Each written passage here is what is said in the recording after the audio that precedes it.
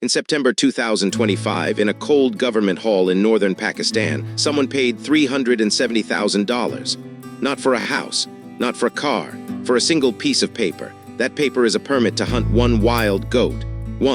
It is the most expensive hunting permit ever sold anywhere on Earth. And the strangest part is where almost all of that money ends up.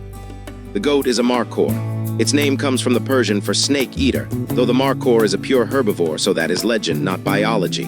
The folklore says it hunts and kills snakes. In truth, it just has giant horns that spiral up like a coiling serpent, and those horns are exactly what a trophy hunter is paying for.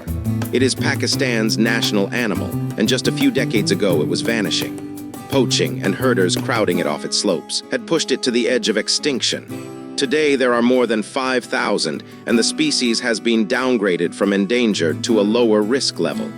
Trophy hunting is a big reason why. Hold that thought, because it turns out to be the whole story. First, the number itself.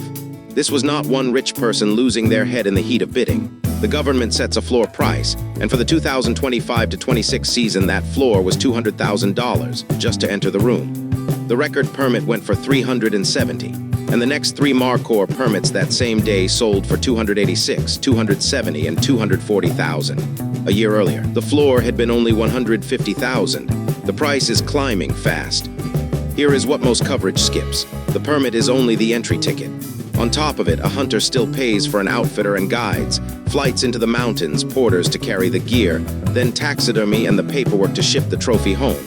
But here is the honest truth, and we are not going to pretend otherwise. Next to a $370,000 permit, all of that barely moves the needle. Add everything up, and the real all-in cost for the record hunter lands somewhere around $385,000 to $410,000.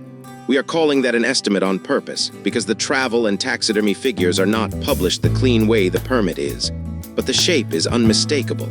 The permit alone is more than 90% of the bill. For once, the sticker price basically is the price.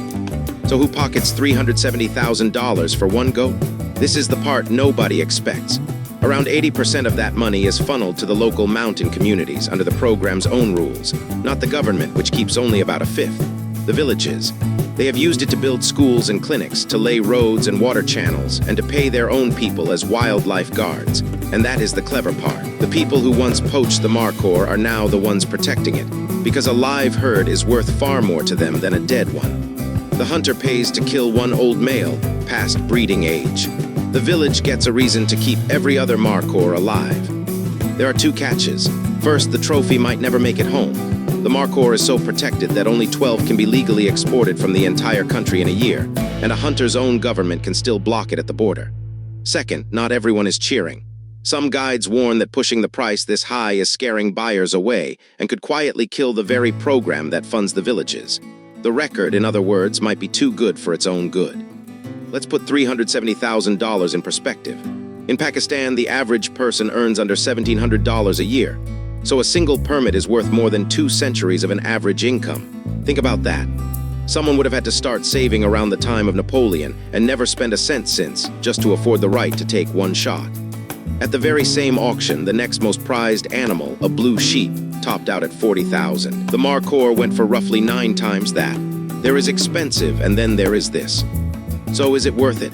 If all you see is a dead goat, never. But the uncomfortable math is this. A handful of wealthy hunters, paying staggering sums to shoot a few old males, have helped pull an entire species back from the edge and bankrolled the villages living right beside it. It is conservation funded by the one thing that almost wiped the animal out. The honest answer is that it works, for now, as long as the price does not break it. If number stories like this are your thing, subscribe. Every figure here is sourced, and the receipts are in the description.